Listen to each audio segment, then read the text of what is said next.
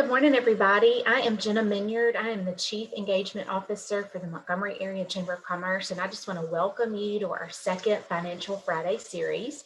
We've partnered with ASE Credit Union locally, and today you're going to learn all about marketing your business. We actually started our Work Together Business Studio programming about a year ago. It was in October of 2019, and really the whole goal for the programming and the business studio itself was to provide resources for our community and for our small businesses to launch, grow, and thrive. So we're super excited about just extending that programming, and we're excited about the partnership that we have with ASE Credit Union. Before we get started, I actually want to intro the panel. So today we have Tracy Kelly. She's the Marketing Director at ASE Credit Union. She has bought and sold all types of media and has experience in B2B and B2C sales and event planning. She's currently the marketing director for ASE, and she manages all aspects of advertising and marketing across all 9 branches in Central Alabama. DePop Advertising. DePop Advertising is a full-service marketing company with decades of experience in traditional and digital advertising. DePop understands the importance of implementing digital marketing in your business strategy. The use of new media in the 21st century is not just a wise investment decision, it is essential.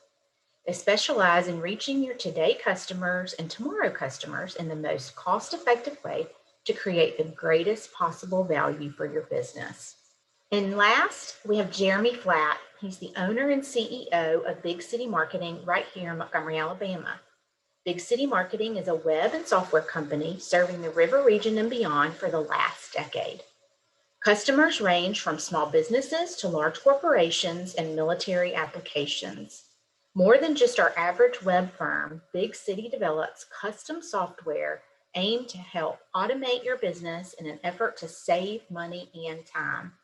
Dream big with Big City Marketing.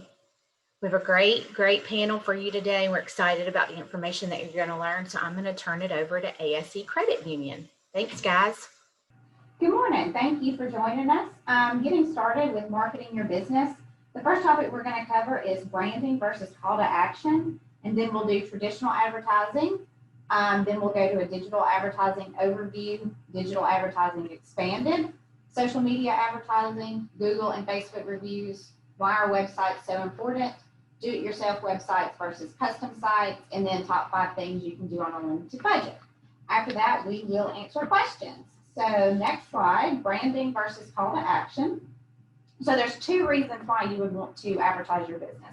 The first reason is so that you're top of mind. So if you're a plumbing company, or if you're a credit union like us, or you provide a service, or you provide products on a regular basis, and you want to be top of mind. So when somebody thinks, oh I've got a water leak, who am I going to call? Who do you think of first? It's basically your top of mind.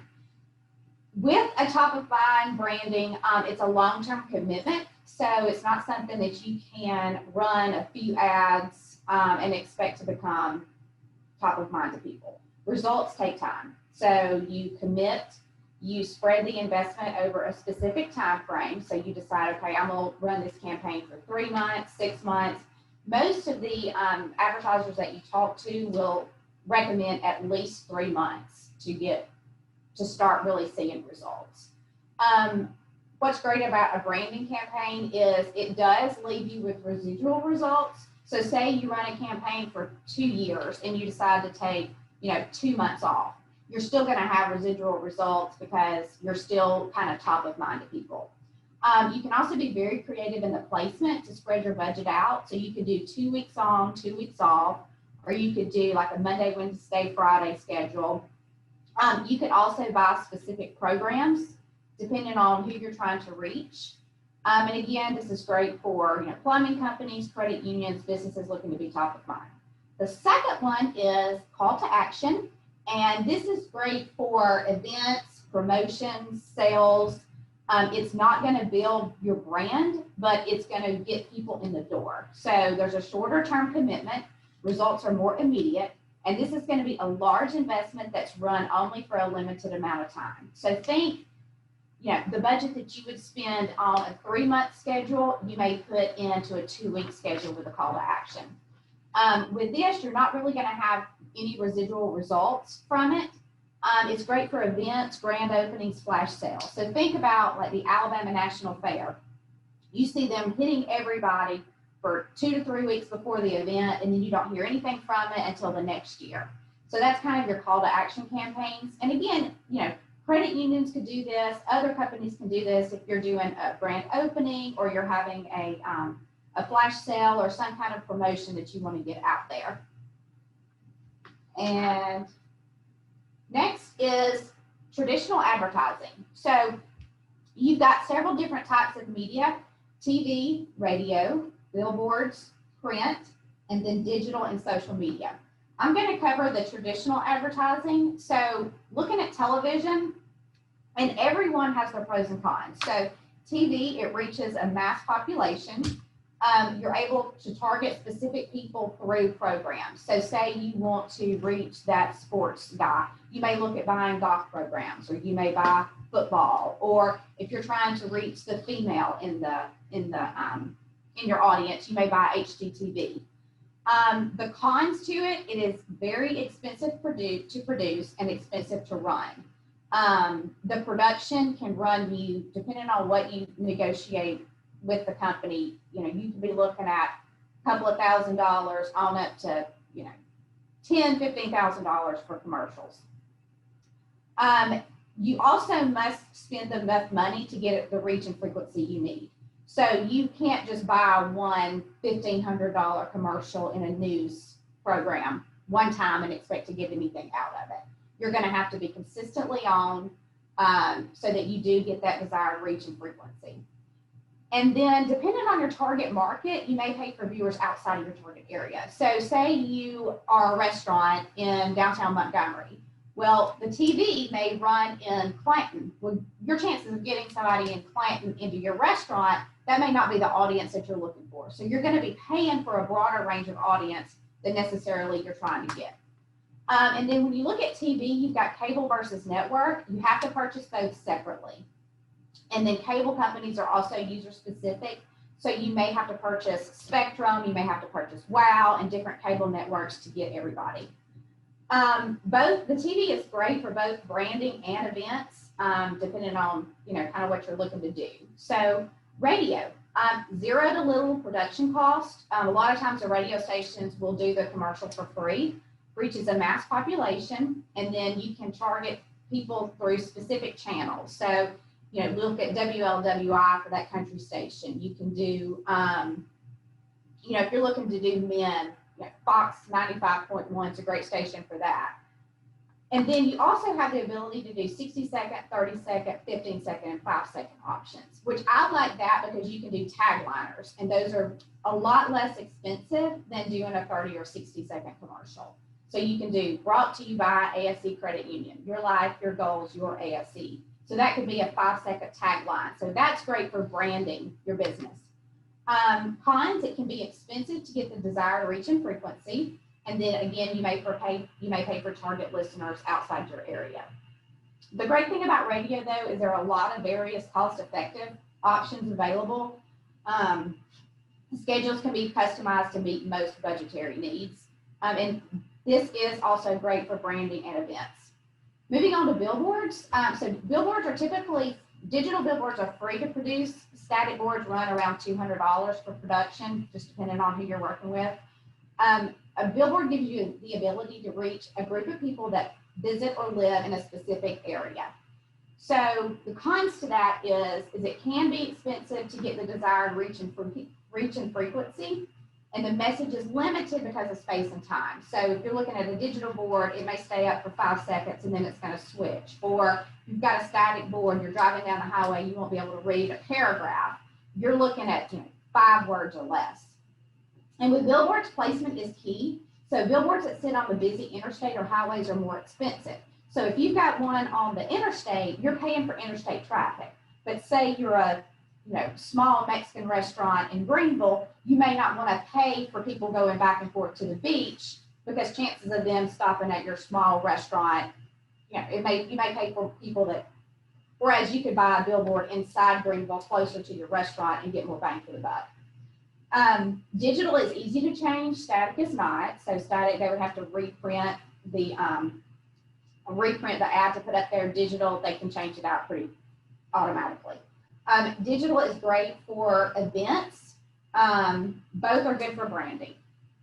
And then print is great for branding and associating your business within a specific group of people. So think about RSVP Magazine, Montgomery Parents, that kind of thing. It could have a residual effect if the magazines are in doctor's offices. So I know I've been in doctor's offices and picked up an old, Montgomery River Region Living magazine, and that magazine's 6 months old, but I still see in those ads. The cons, it can be expensive, and it's not good for event promotion or driving immediate business. Print is really for branding. That's about it. Magazines are sometimes kept around. Newspapers are tossed immediately. So if you do look at newspaper, just know that, within a day or so, the paper's going to be tossed. And then ads can typically be created for free by the company. That just kind of depends on who you're working with.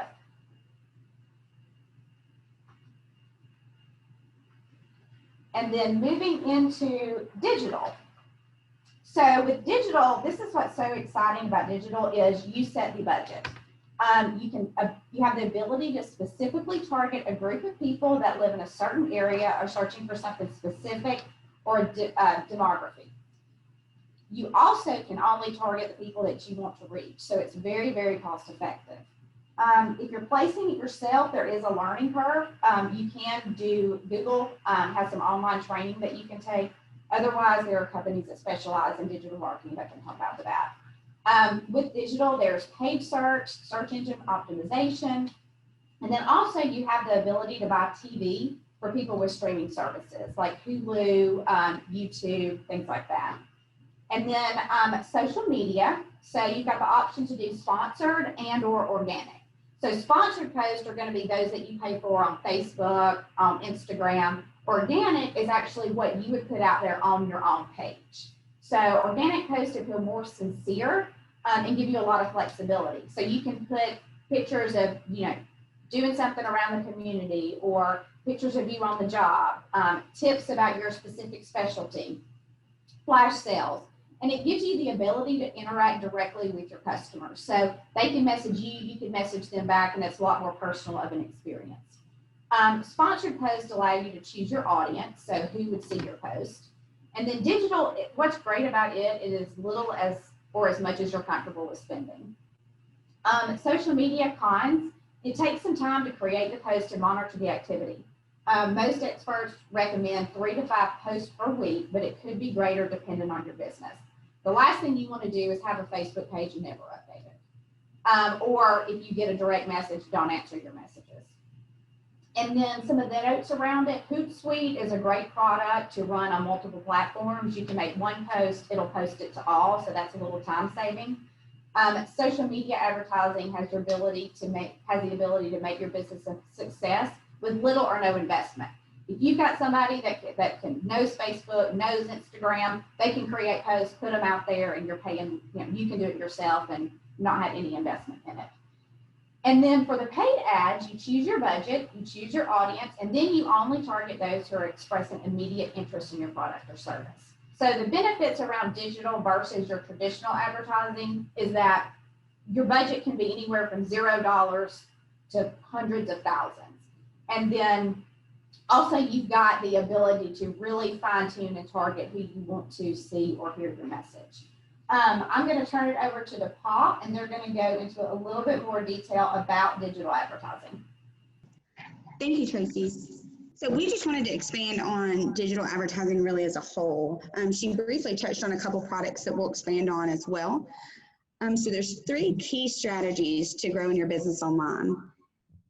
Increase your online visibility, create customer loyalty, and target new ideal customers. So the easiest way to increase your online visibility, is something that you guys can do internally for your own businesses, is to make sure that your Google My Businesses pages are claimed, updated, and look for any duplicates. So Google is really bad about if somebody checks in on a page that they don't see there's already a page there, you may have duplicate Google My Business pages out there, and that creates customer confusion. So if you do see duplicate pages, it's easy to report those. And as far as claiming, they've actually made those significantly easier as well, to where you do not have to you don't have to wait on the postman to bring you your 6-digit code anymore. So it's really convenient in order to claim your Google My Business pages. But that's the quickest way to make sure that your listing comes up when somebody is searching for products and services in your area. The second thing for creating customer loyalty, the easiest way to do that is just ask for email addresses and cell phone numbers. So you can create newsletters where you can stay in contact with the customers that are loyal to you guys. And then getting cell phone numbers, you can also send text messages, significantly effective as far as price, and stay on top of mind, to Tracy's point with that as well. And then to target new ideal customers, social media really is the #1 digital product that you would use to do that at this point in time. And so social media is really broad as far as what that means now. So it seems like every channel is considered social media these days. Google My Business is considered a social media chain as far as Google is concerned, but you also have Instagram and Etsy and Pinterest and TikTok and Snapchat, and all of those moving forward. So one thing that I would encourage you guys to do, Hootsuite is a very valuable tool if you're posting against multiple platforms, but now Facebook has caught on to Hootsuite, and they've actually just last week have rolled out Business Suite. It's an app across all Apple and Android users, and what it does is it links your Facebook and Instagram pages together, so you no longer have to post separately on those. One thing that I would encourage you to do once you download your Business Suite is to integrate your Instagram. It's really easy to do. You go in and log in your Instagram page under your Business Suite, and once you post on Instagram, it automatically goes to your Facebook and vice versa. So that's time, saves you as far as time. Tracy also touched on organic posts. It's one of the easiest things that you guys can do internally for social media. Is you're going to come up with the best content, especially if you're a retail store or even a restaurant. You'll know your daily specials or your item of the day. You can post those frequently. So she mentioned posting 3 to 5 times a week. Something we also encourage you guys to do is to mix up the content of the post. So don't just sell somebody every time you're on Facebook. So let's say you're a boutique. Maybe you went Monday, Wednesday, Friday, you're posting your outfit of the day, and then maybe on Tuesdays and Thursdays, you're giving ideas and tips on how to get stains out of, certain blouses, or do you have marker on your blue jeans, those kind of things. So that way, every time somebody, your customer that follows your Facebook page isn't constantly trying to be sold, and that also increases your brand awareness as well. So as far as social media advertising, we wanted to break down, a lot of people get confused between boosted posts and Facebook ads. And this graphic is really helpful to kind of narrate what that means. So Facebook is a business, and they're here to make money. So what their whole concept on boosted posts is that you can, advertise a pair of shoes from your couch just by boosting your post through the app.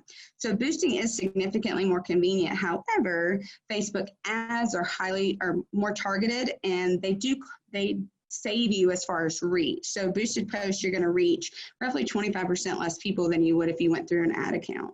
So and ad accounts are free. You can go to business.facebook.com and create that and create your ads there. The biggest thing is you set up daily budgets, and to Tracy's point, you can establish what those look like, and then you can manage your ads and your organic post all through that Business Suite app as well. So one more thing that we wanted to talk about that seems really elementary as far as reviews, but the biggest way or the easiest way to get reviews is just to ask for them. So you're going to have a customer base that's loyal to you already, and it doesn't really even matter if it's friends and family, but to get people to ask for reviews, that also helps you organically come up on Google results as well. And the biggest thing with that is, even if you do ask for your friends and family to send you reviews on Google or Facebook for that matter, make sure you respond to them. So the biggest thing for responses isn't this a canned robot response to everyone. Even if you say the same thing as far as thanking them, for their kind words and their 5-star review and their business, just swap up, have 3 or 4 or 5 different ways that you say the same thing, so that it doesn't seem like a canned response when somebody does go and read those reviews. So now more than ever, reviews are important because people do take the time. They do buy online before they purchase in store. So they're going to read those reviews. So one thing that I encourage our clients to is to don't get upset about negative reviews. The average consumer knows that you can't please everybody. And that's just from them working, alongside most of these people in everyday life. But how you can overcome a negative review is just your response to it and how soon you respond. Negative reviews will fall off once you guys get more positive reviews. So something else we encourage people to do, if you get a negative review, then go ahead and get, some of your loyal customers to then on top of that one, continue to post, and it'll push it down in the search results as well. And there's something else that a lot of advertisers we see don't utilize enough is to share your positive reviews on social media. So it's really easy to take a screenshot of a 5-star review and Sally says that you're the best store that they've ever been to or the best restaurant, and then you share that to your social media platforms, and that's just something else that you can gain reach with those reviews as well. And next I'm going to turn it over to Jeremy. Thank you, Tara. Good morning, this is Jeremy Flatt with Big City Marketing, and I'm here to talk about websites. So why are websites so important? In 2020, if you sell a product or service, a website is one of the most critical tools required to reach the bulk of your target audience. With a website, you are able to reach a larger audience, effectively communicate your brand, provide information about your product or service, give your customers a way to find you online. You can build credibility with a stellar first impression. And your website is always open to provide information, products, and contact options to your potential customers. To continue, if you sell a product or service, a website is one of the most critical tools available to reach the majority of your target audience. On August 31st, 2020, Statista reported 85.8% of the U.S. population uses the internet. 3 days later, Smart Insights reported that 81% of internet users search for products and services online. This information tells us that if you are selling products or services without a website, you are potentially missing out on roughly 4/5 of your target audience online. In addition to local customers, a website can open up your audience to the world. Once you are ready to take the next step toward capturing your piece of this customer base, you will have a few choices to make. Do-it-yourself websites versus custom. For an individual or a small business on a budget, a do-it-yourself website might be a perfect fit. There are literally hundreds of do-it-yourself web platforms to choose from. Depending on your needs, a few we recommend are Wix, Squarespace, Shopify, and Weebly. Advantages of a do-it-yourself website: low cost of implementation, speed of setup. You can set up your own website in as little as a day. Ease of use. Do-it-yourself websites require little to no coding knowledge, and most offer drag and drop support. Upgraded plans include dedicated support for assistance or questions, and they are easy to manage, and hosting is typically included. Disadvantages of a do-it-yourself website include limited customization and options, software limitation with zero access to the source code, non-transferable if you decide to change platforms in the future, and time loss while creating or managing your website and other services. While hiring a web developer is the most expensive option, here are a few reasons why doing so might be a good fit for you. Advantages of a custom website: you have 100% quality control over your product. Data indicates that over 94% of web users' first impressions are design related. Hiring a professional to ensure the quality of your product or service is reflected through your website. Unlimited customization options for plugins and software developed specifically for your company, or cheaper pre-built options are available. Full control and access. If there is a problem with your site, you have direct control to your server and site files. Time. When you hand over the reins to a website professional, you free up your time to focus on other aspects of your business. Some disadvantages of a custom site include they're more expensive. You'll spend more money on development and management cost. They take longer to build initially. It takes time to find the right web development company for your business. And regular security maintenance is often required. And now I'll turn it back over to Tracy. Thank you, Jeremy. So the last thing that we'll cover is the top 5 things you can do on a limited budget. So we all know small businesses, you've got a limited budget to work with. So what can you do to really make an impact and it not hugely affect your bottom line? So first thing, social media. What you may not know is that you can actually schedule posts. So scheduled and non-scheduled posts, you could sit down on a Sunday evening, schedule your post for that next week and be done with it and just let them roll. So the next thing is Google My Business listings, reviews, and Facebook reviews. Tara talked about this a little bit, but making sure that your Google business review is up to date. Check the hours, check the phone number, add pictures to it. Make sure that you are going in and responding to the reviews and doing that on a timely basis. And also make sure you respond to both positive and negative. You know, if somebody leaves you a negative review, thank them for taking time out of their day to leave you a review. Ask them, you know, what you can do to follow up. Make sure you follow up with them. And a lot of times if you ask them to remove that negative review after you resolve the situation, they'll review it. The next thing I have is send thank you letters to past customers. So depending on what service product you provide, they may be a repeat customer or they may be able to provide you with a referral to their friends and family. Hey, we've done business with this person. They did a good job, so make sure you call them. The next thing is digital marketing with a set defined budget. So starting, the fiscal year, you start looking at what you want to spend on advertising. You can set a digital budget and plug it in and make sure that you don't go over it. That's the great thing about the digital is you can spend as little or as much as you want to spend, set a specific budget, and then there's caps on those, on the Google Analytics piece. There's caps on there to make sure that you do not exceed that budget. The last thing is email blast, text blast, customer newsletters, blogging on the website. So these things are pretty inexpensive. Email blast, depending on, if you're capturing the emails of your customers, you can send emails out very inexpensively or for free. Text blasts are also, that's a very free way to communicate with people. I know that I get one from the shoe station all the time, and I always save it because it's like 20% off. So I really like those text blasts with a discount code attached. Also, chamber membership. So joining the chamber is great. They've got events that you can attend, coffees, after hours, ribbon cuttings. I know right now a lot of that's kind of on hold, but when that does get kicked back up again, that's a great way to go out and network your business, meet fellow business owners, and promote kind of what you do. And you can also build a good referral network through those contacts that you make. So I want to thank you again for attending, and thank you to the Chamber for partnering with us.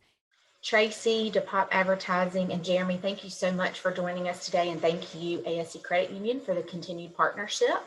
I've included some contact information on our last slide for marketing your business if you'd like to reach out to any of our panelists who served today, if you have any questions or thoughts on marketing your business after today's event. And then lastly, I just want to invite you and encourage you to come back. We're going to have 2 more sessions of our Financial Friday. Be October 30th, which is a Friday, and then also November 13th.